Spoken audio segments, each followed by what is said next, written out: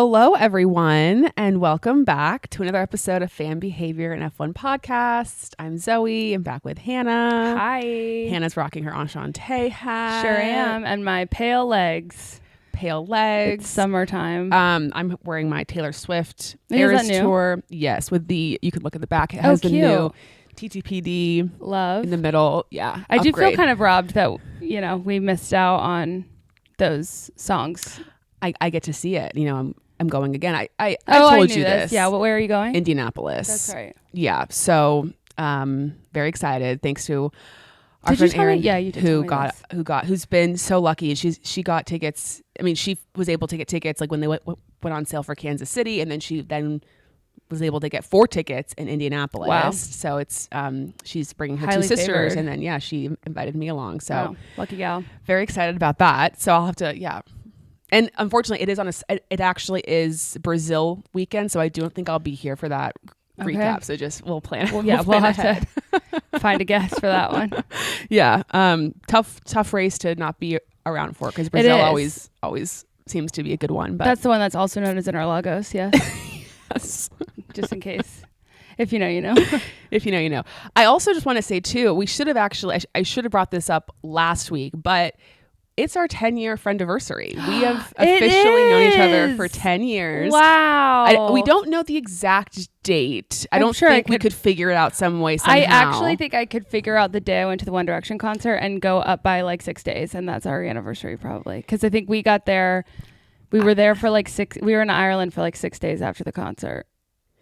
I know, but I just don't know what day we met in like London. I don't know the exact, it doesn't really matter. No. But it was such an important moment in history. It was late May. Late May is my recollection. And 10 years we did it. I guess people talk about the 7 year. That's when people tend to, but we made it 10 years. So Infinity. I know we should have thrown a party or something. It's not too late. Well, actually, I was with our friend Taylor, this past week, and we were talking about study abroad, and then I was like, Hannah and I have been friends for, now it's been officially 10 years, and then we brought up Tinfinity. For those who don't know, New Girl, Nick and Schmidt celebrate their 10-year friendiversary. Yeah. And because tin is the gift for 10 years, right? Yes. Okay.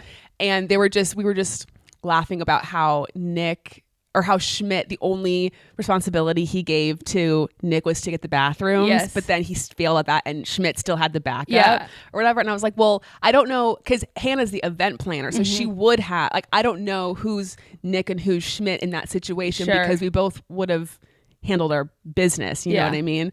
And I actually don't know. We're not Nick or Schmidt. No, we might be a hybrid of both. Yeah. For there's different pieces, parts. Yeah. Exactly. So anyway, happy 10-year anniversary to Back us. at you. Hopefully, here's to 10 more. Yeah. And thanks for joining our friendship. Thanks for joining our friendship. Very exciting. So today's episode is just going to be a lot of kind of news recapping. There's been some stuff going on. Not anything too crazy, but stuff to discuss. Yeah. Some fun little things that have happened this week. We can get into some chit chat. Yeah, nothing too crazy. Let's start off with the Esteban Alpine of it all, because we recorded obviously after the race last week, but I feel like we discussed that they said, there'll be quote consequences for Esteban, but we were there was a lot of aftermath. Yeah. And so there was this threat that Checo, that Esteban would not race in Canada. Yeah. Which was, from my opinion, seemed incredibly harsh. Yeah, a little severe, but it made me think, okay, there's clearly, you don't go from, how many drivers have had issues with their teammates, I guess not causing incident or not causing DNF, I was trying to think if there's been any other situation this season where 2 teammates have had. Yeah. Now, you could say Yuki Daniel, that first race, but there was no actual contact. No, right. No conflict. I think it's just this weird thing of like a player on another team would just get benched, but you have an entire team of players that you can substitute them for. Right. Whereas here, I do agree. It's like, except for the penalties, how can you sort of not punish, but just be like, dude, there's consequences to your actions. And the only way I think, and this, so I don't know if this was coming from just like the chatter of the fan community or if there was an actual threat from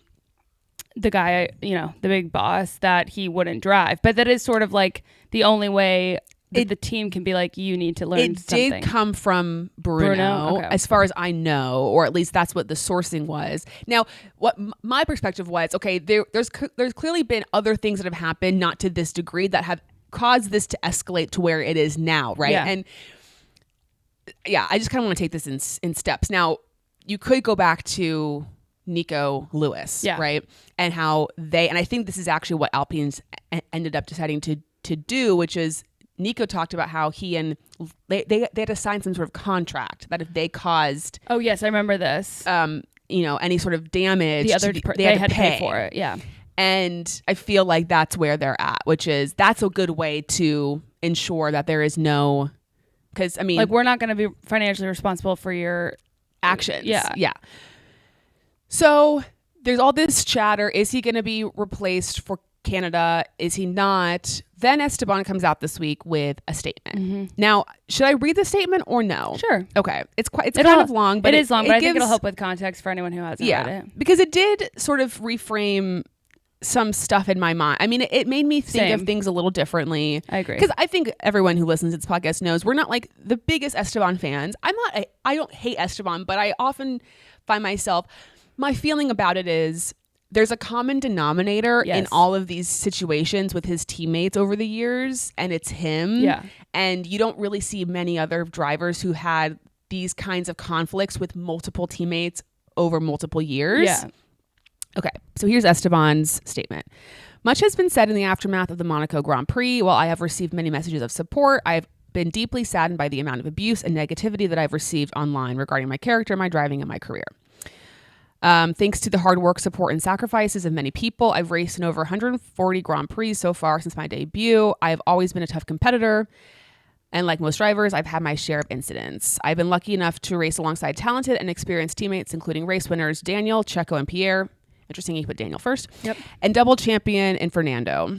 As teammates, we would often start races very close to each other, which in some cases meant some tough battles on track and sometimes contact.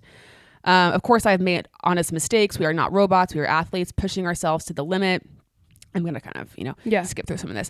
But the misinformed statements and gross distortions that I've seen online in recent days about my ability to work with a team have been inaccurate, hurtful, and damaging. Since my first laps in motorsport, I have approached the sport with humility, professionalism, and respect.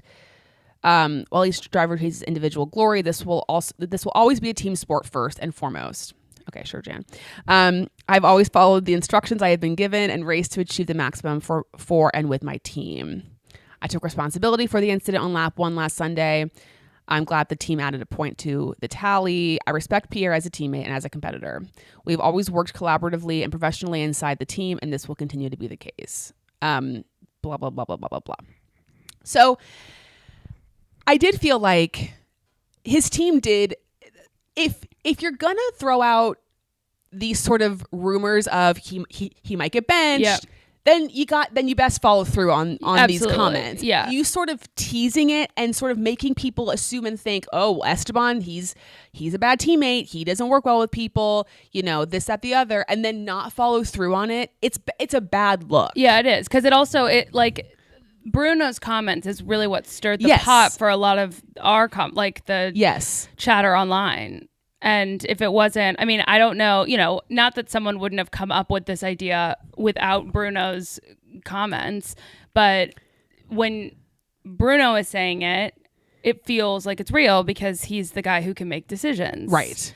And I don't know, it's just kind of messy. And, I think there's three sides to a story. There's his in this situation and the truth. Yep. And I think I don't disagree with a lot. Like, I'm sure what he said is his side of the truth, but there's also, optically, what he said in there does not align with what we've seen. Like, it does not look like he's a good teammate in a lot of ways. You know what I mean? Yes.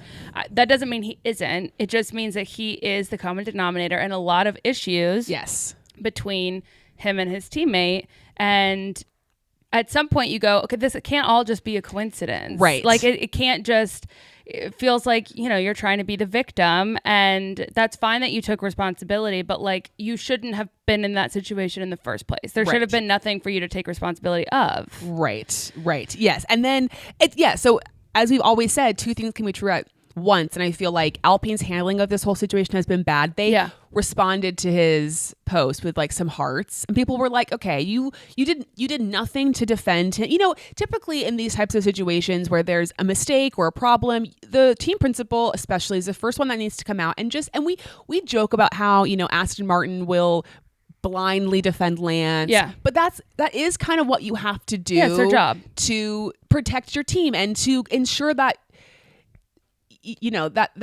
that they feel supported. It's kind of like in basketball or something when a coach takes a technical foul for like a bad foul on their player. It's like they do that because they want to show their player that like I'm on your corner. I've got your back and I'm here for you. And when you feel like you're not supported by your team, we see it with Logan. Yes. It just can cause more and more and more problems. Yeah. I also think from Esteban's perspective too, we've heard that he's kind of got one eye, out the door. He's looking to go someplace else next season. And it doesn't help his case for other teams if there's this constant chatter about this guy's not a good teammate. Yeah. Who else is Haas going to want to hire Esteban when they're like, we have these other options. We could get, Yuki, it doesn't, people have their own opinions about how they feel about him as a teammate, but I feel like, people like him despite his anger issues at times, but like his passion. Yes. That's probably a better word. But, why wouldn't you go with somebody else who's maybe a bit more stable, who you feel like has a better reputation, all these types of things. And this is also why people, will joke about, oh, why is this person still in the sport? Or why is this person still in the sport? Being easy to work with goes a long way. Yeah, for sure. And if you're someone that teams like, that people like, you have a good reputation. We joke about Daniel, but like, has he ever left a situation? Even Renault, which seemed like it seemed like there was, some hurt feelings. Yeah.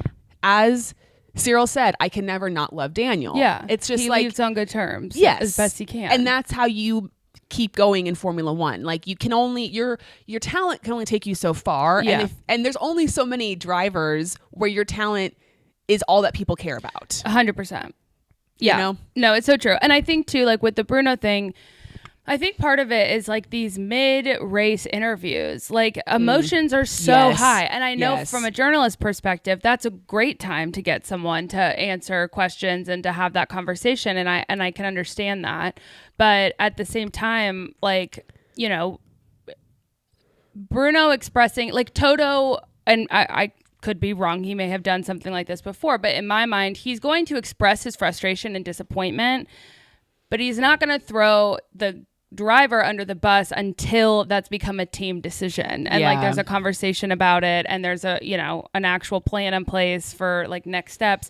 I just think it's a little in Esteban's defense, it's pretty shit that while he was walking home from his car, his team principal his team principal is, telling the world that like he will be punished. He's not driving in Canada, And then to your point, for it not to be what actually ends up happening, it's just caused a lot of unnecessary chatter. And not like the conversation, I think, isn't unnecessary because, there's some issues. And honestly, like anywhere, but in Monaco, like it's what Esteban did was really dangerous. Like someone could have been really hurt. And also it's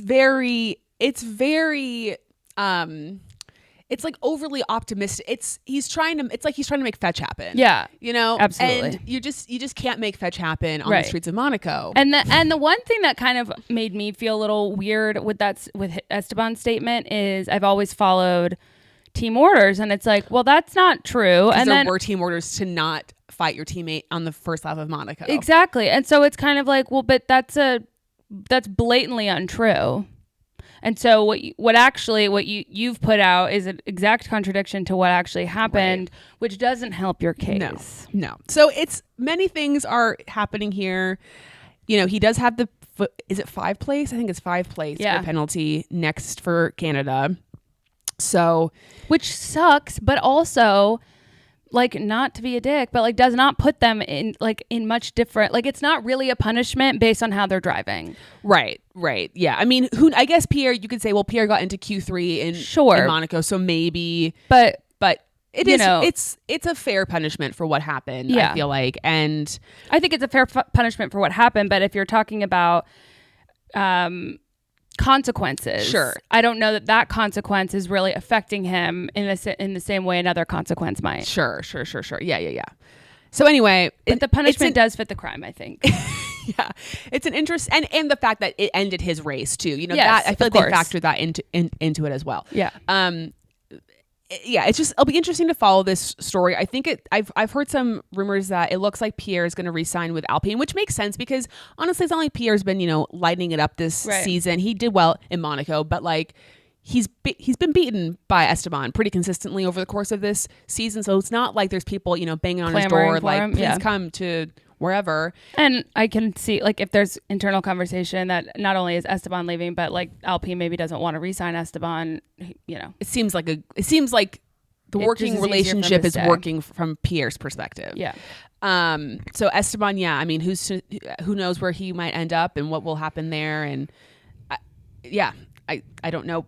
Maybe if the Haas thing works out for him, maybe it is good for him to be with a rookie, but also maybe not. It could go either way. Absolutely.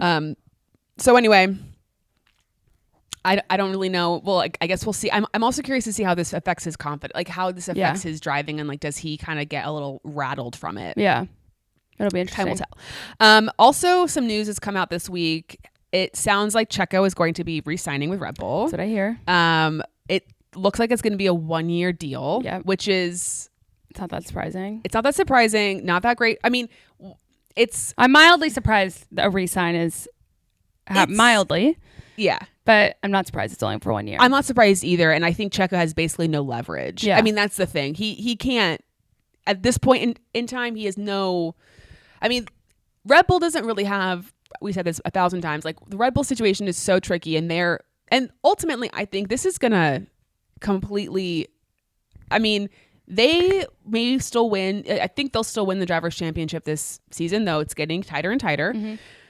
But even future seasons, like even if they have a great car or comparable car to McLaren and Ferrari, good luck winning the constructors. Mm-hmm. It's not going to happen. Yeah. Like, especially, again, we said this before, Lewis and Charles Leclerc on a team, and then Oscar and Lando, like two incredible, very even teammates who like are pushing each other every single week, and I think we'll be like trading off, this week this person's better.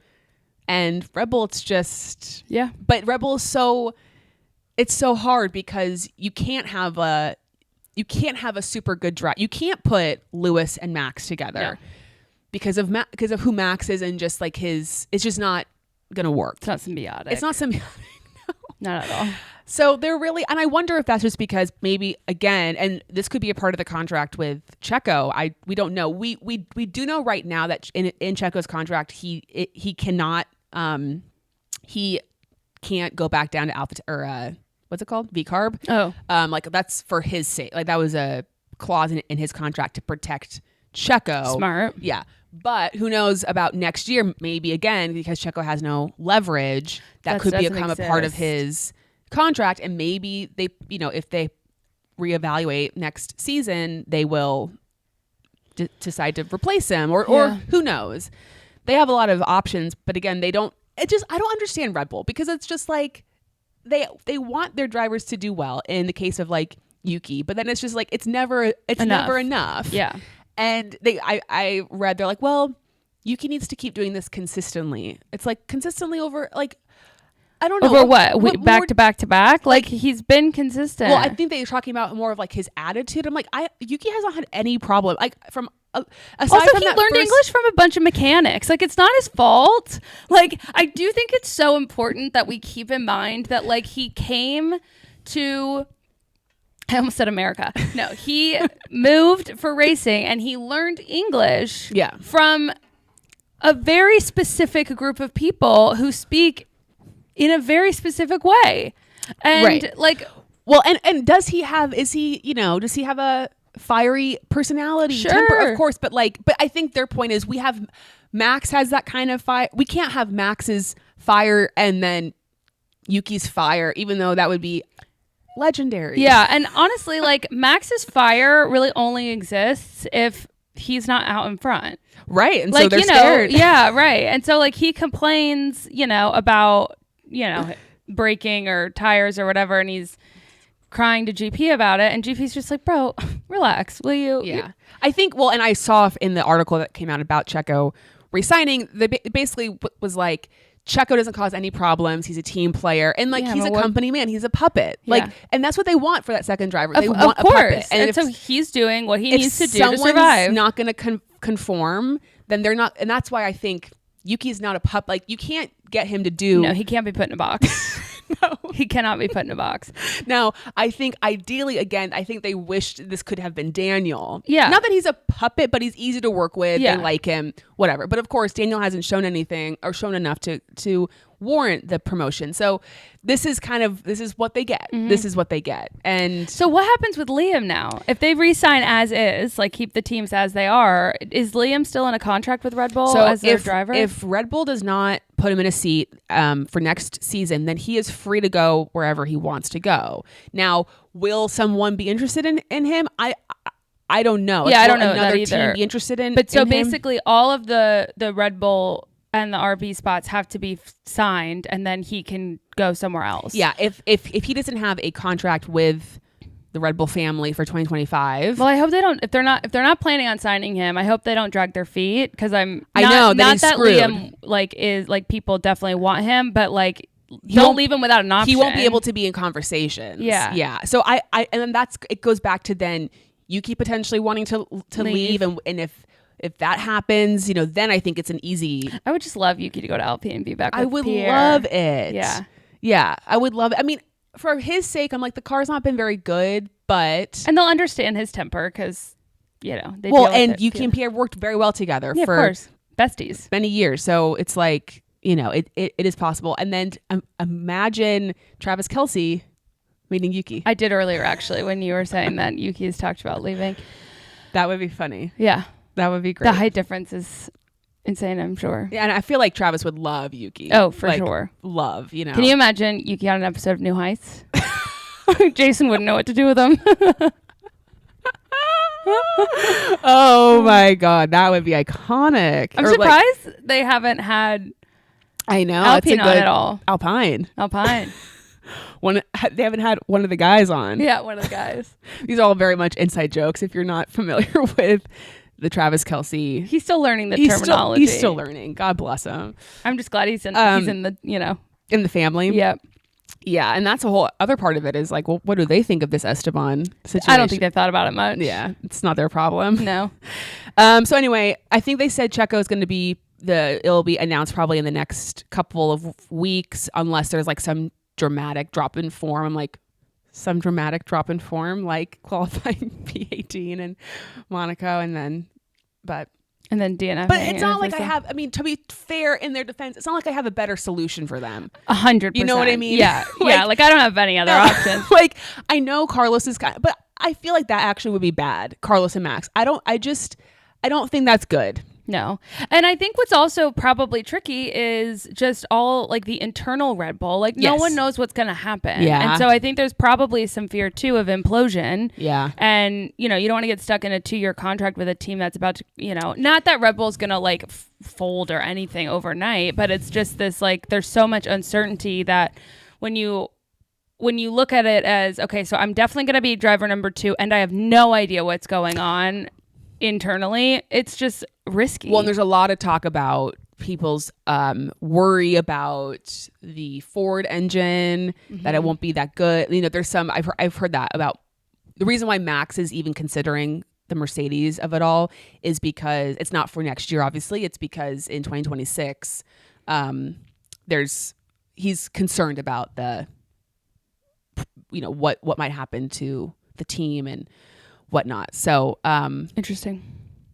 we'll have to wait and see what happens. Again, I'm just like, let's get the show on the road, Amen. people. Like, let's make some moves. Although it is the month of June now, and so things might really start happening. Yeah, but again, it's on Carlos. It's Carlos's. I know. Carlos is freaking holding up the thing. But when do you think he would announce something around Barcelona or something? I don't know what he's. I mean, my thing is, what is he waiting for? I don't know. Genuinely, what is he? If he knows he's not getting the Red Bull and he knows he's not getting the Mercedes, like those are out, and it's Williams or Audi or whatever, like Alpine, whatever. I mean, the other options are on the board. Like, my guess, you know what you're getting. Yeah. My guess would be he has an Audi offer on the table. Yeah, he definitely That's does. Probably really, really good. Yes, and he has another team that he wants to drive for instead, and he's waiting to see if they can match the deal. Right. But it was Red Bull. I think what I heard was he was waiting to see about Red Bull and Mercedes. But the report is that they have said to him, no. So now what? I don't know. Anyway, just hurry up. Come Carlos, on, Carlito. please, You can do it. Please. Okay. The next thing I want to talk about is Lewis Hamilton on Hot Ones. Did you watch? Of course I did. And it turns out, I guess he's canceled several times before, so I'm glad he finally said yes. I will say, and I've said it a couple times, I have a hard time with long form Lewis stuff. I cannot. This is so dumb, but like he does remind me of my ex in a way that I like cannot turn off from, and so sometimes I think that's why I have an aversion, and it's unfair to Lewis because at least you recognize the root cause. Yeah. But also, he gave nothing. You mean like he didn't say anything? Anything. Well, he didn't because he's in pain. But there are some people who you get like, and again, I respect it. He's a very public person and he should keep private whatever he wants to keep private. But Sean Evans is, as we've discussed before, one of the best interviewers ever. And he just digs and digs and finds the best questions that come out of nowhere.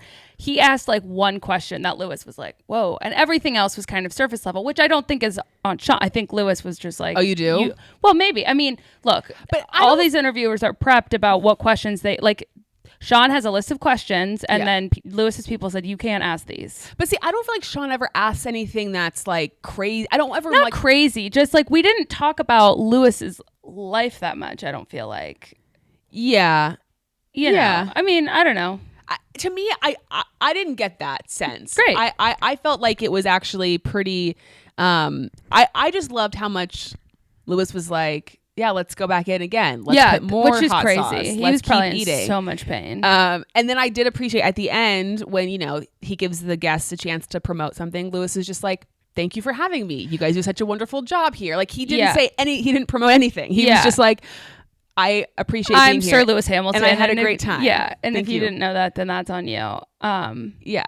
I don't know. I think there was part of it where like when they did explain that Graham and Sean was asking about Roscoe and like how he picked him. He talked about how much he loves Roscoe. He didn't talk about, it's like his way of, and it's not a bad thing. It's just, it's funny how people, they give an answer, but it's not the answer to the question. I don't know. I smiled the whole time. I really enjoyed it. It's just, I feel like it's the longest interview I've ever watched with, because I think he did Jay Shetty's podcast a long time ago. And maybe I have watched part of it, but it's good. Anyway, it was fun. Very fun.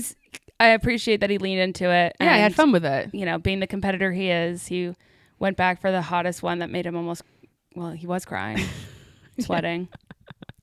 The best was they're asking about what did he say? Blistering. He asked about what is blistering. He was blistering my mouth. My mouth. That was quick. That was a quick.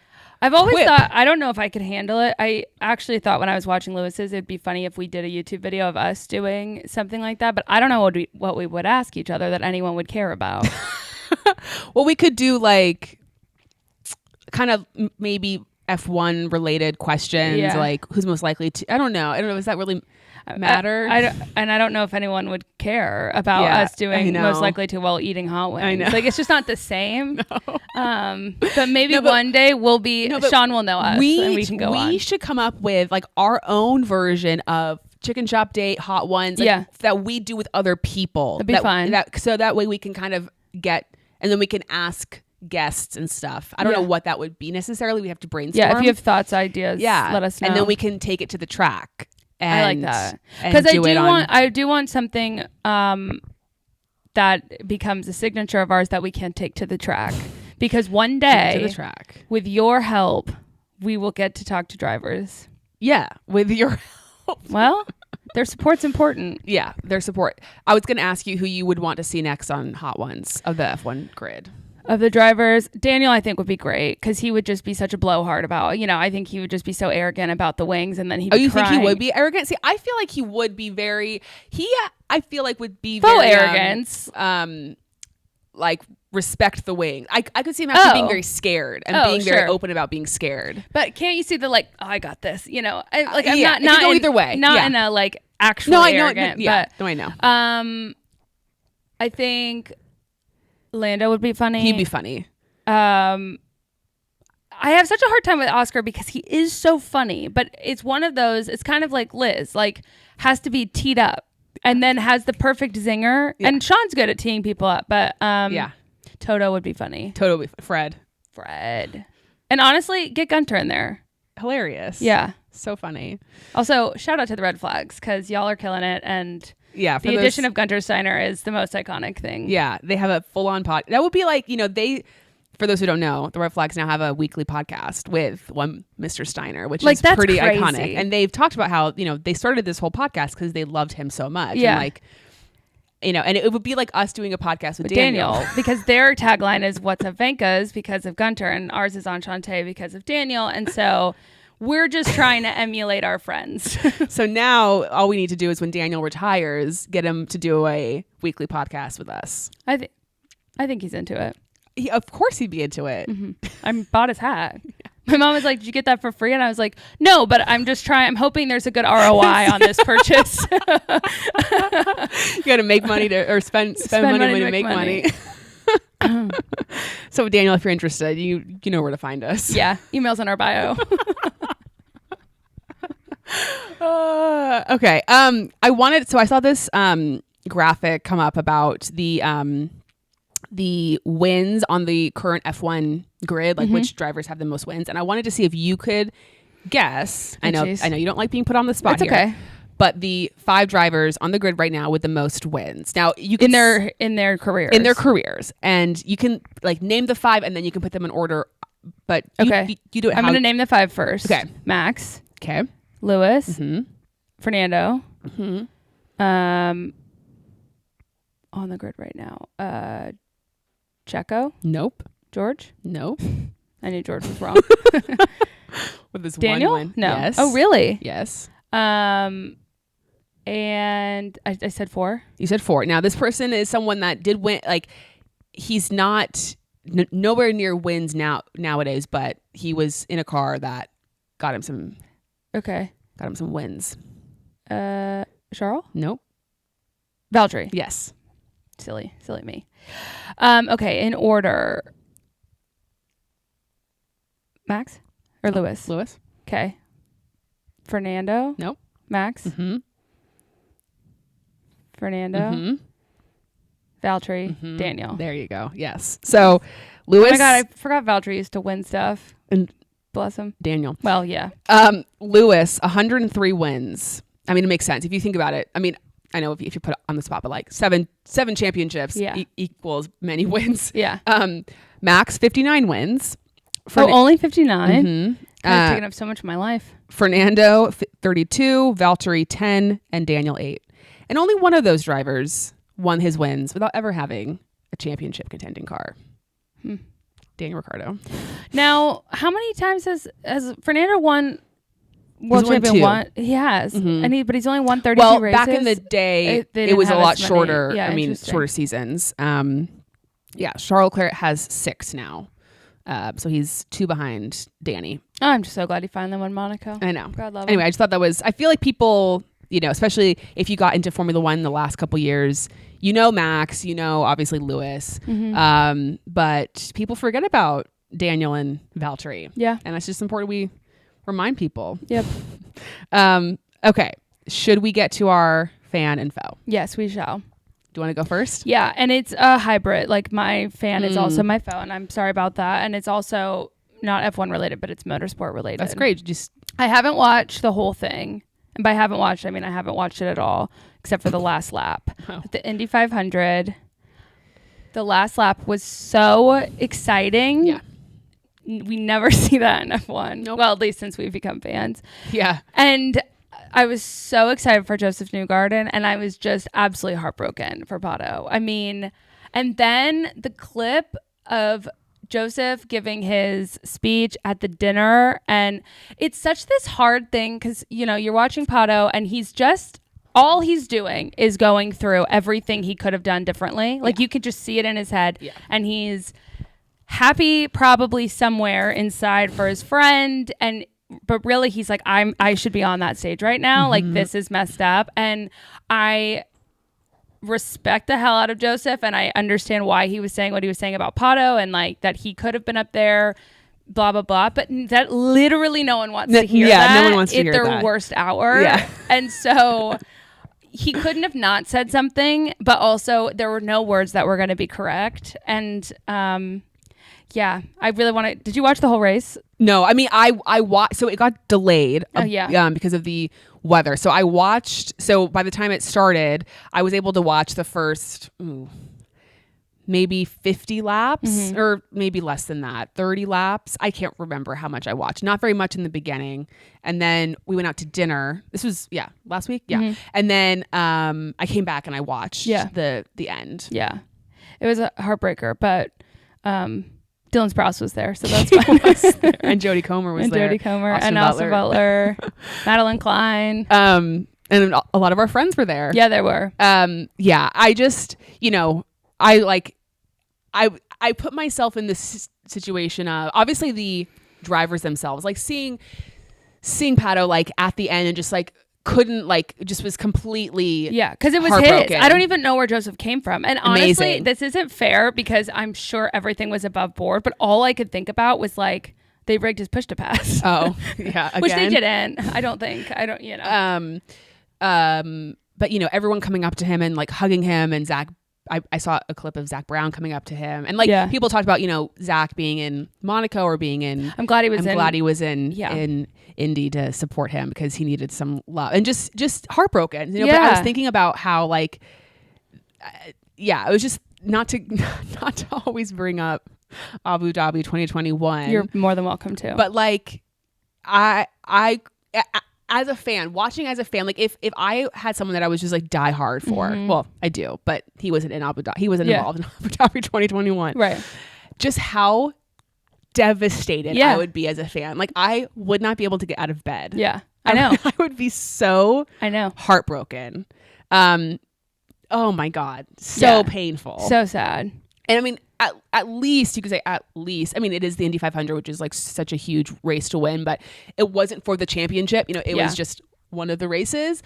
But oh my God, just heartbreaking. Yeah, it really was just heartbreaking. Right, punch in the gut. But Joseph Newgarden, he's the king of the ovals, man. He is excellent at those oval races. Yeah. So anyway. Tough. So that was your fan and your foe? Yeah. Okay. So my fan is Charles Leclerc on Jay Shetty. Have you watched the whole thing? I did. Yes. I need to watch it. Perfect timing. Yeah. I don't think Jay planned it, but the fact that brilliant. It came out the day after he won Monaco, like incredible. Yeah. Love that Charles Leclerc is getting into his podcast era. Me too. Love a long form. And I would love to see him do more. And I think Jay Shetty, obviously it's more like produce. It's not so free flowing as maybe like an Armchair Expert or some other podcasts where it's more just kind of conversation. You kind of go on all these different tangents. I feel like there's always like there's just segments. There's segments and there's like, I don't know. It's got a theme more clear path around it. Right. Exactly. Which I think is safer for some of these people who like maybe don't want to be asked about stuff they're not as comfortable with or whatever. Like Call Her Daddy wouldn't be the place for Charles. He would buckle. God love him. I would be. Who would be the best on Call Her Daddy? Yuki. Yeah, or Valtteri. So Certainly not Lewis. No. But I guess, she is trying to be more in her, Oprah journalistic era. No, and I think she's a really good interviewer. I just I think some of the questions that she asks are just like, it's a little risque. Yeah. I actually don't. My thing with her is I actually don't think she's that good of an interviewer, but I think that she keeps getting great guests, which means she keeps getting people keep tuning in. So then it perpetuates itself. But I actually think this is not for this podcast, but I actually think she's okay. I just think she's a little bit.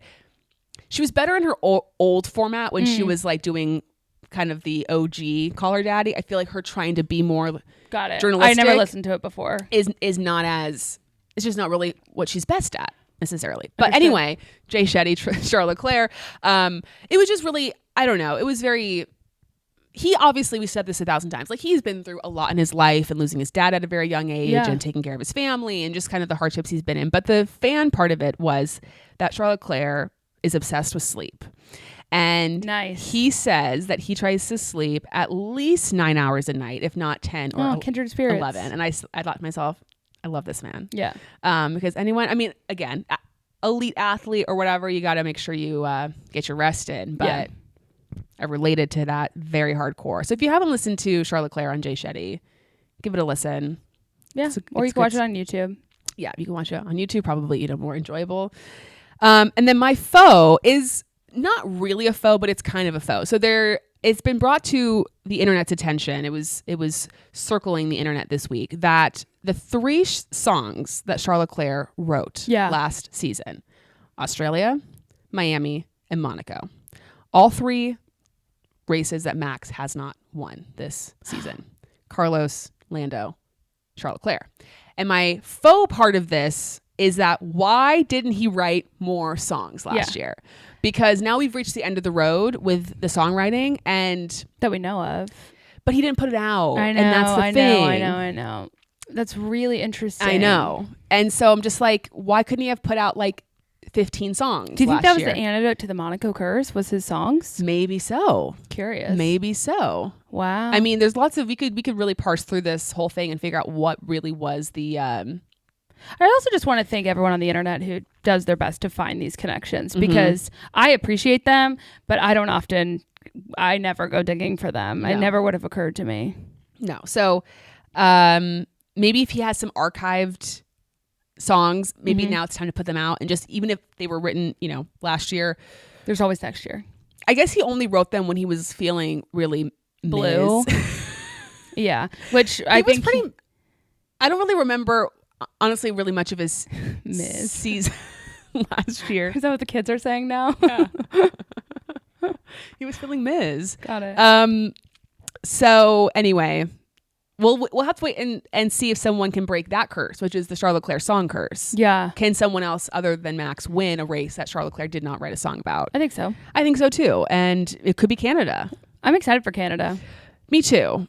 You hesitated. I know. I'm in this time where I'm just kind of I'm a little, what's the word? F1 just kind of, I don't know how to describe how I feel about Formula One right now. Okay.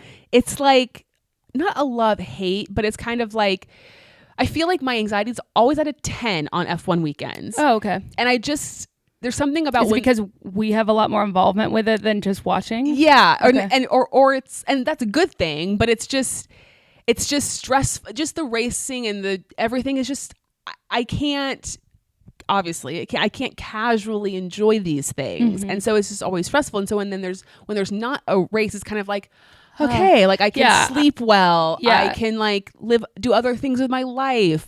Yeah. You know what I mean? I do, because this weekend I was like, oh yeah, there's not a race. And actually I kept getting notifications F1 stuff. And I was like, oh my God, is there a race this week? Did I forget? No, you did not. No, I did not. And I think part of it too is just, as we've discussed in the past, it's I don't like this waiting game of who's going to be around next season or what's going to happen next, or where are the chips falling. Where are the chips falling? And I just don't like how that makes me feel. Yeah. And I understand too, because I've never followed a sport before. So this is, it's all new territory for me to have to, can't do that. Got to watch this. Right. And yeah, it's just a lot, but that's okay. I mean, it's all good things. I don't want anyone to think that I'm, just your typical Sunday behavior. Just your typical Sunday behavior. Exactly. Well, anything else you'd like to share before we wrap it up this week? I do not think so. No. Okay. I guess this is sort of in the future, but we can share, we can prep people now. So obviously next week we have Canada, so we'll do our race recap and then our pyramid and all that jazz. And then the 2 episodes following Canada, you will be on vacation. Yes, I will. So we'll have some wonderful co-hosts come in, fill in during those 2 weeks, which one's an off week and then one is obviously Barcelona. So that will be great. Obviously, summertime, I think you all understand people are traveling. They're here, they're there, they're everywhere. Morgan Riddle's going to Barcelona. I'm excited to see her vlog. Morgan, and content stuff. Neha and Emma, and is someone else going? Is Irene going? I think so. So we got some friends that are going to Barcelona. I think we have some friends going to Montreal this weekend. We do, yeah. For the girls, it's going to be there. At least Tiggy's going to be. I think they're all going. I think so. So that's fun. I hope it all goes well. And I've heard, rain is always circling. So hopefully it doesn't. Because the Montreal track's like an island, right? Yeah. Which is kind of cool, but yeah. What? What? But we haven't had a wet quali or wet race in a while. Have we not? We did have a wet. Have we not? We did have a wet quali. We had one in China. Change in China. But that was actually sprint quali. So and that feels if you count that. Ages away. So no, I don't count that. Yeah, what were our words for Canada? And someone said that we should have picked Montreal because Melbourne. Well, we didn't do a word for Australia, but Melbourne, Miami, and Monaco again. 3 tracks. Got it. No, but we didn't have a word for Australia. But no, we needed. Yeah, I said chaos in Canada. I said, what did I say? Confidence. And I said, right? I don't know. Rewind the tapes. Yeah. Roll it back. You guys will remember better than me. And then who did you have as your draftee of the week? I think like Kevin or something. You did Kevin. Yeah, I was wearing my Kevin t-shirt. So yes, then I had Lando. Okay. So anyway, I'm excited. Yeah, it'll be great. We'll see. I can never be too overly optimistic. No. Okay, guys. Right. Well, thanks for listening. Oh, and thank you for getting us to 1,000. Oh yeah, ratings on Spotify. We so finally exciting. Cracked the code. We also hit 4,000 subscribers on YouTube. Wow, so exciting! Thank you all for doing your part. I knew we were close. We were very appreciative of that. And we have some exciting things coming up. We do. So, keep your eyes and ears peeled on. Watch this space. Exactly. Watch this space. And we'll see you guys next time. Enchante.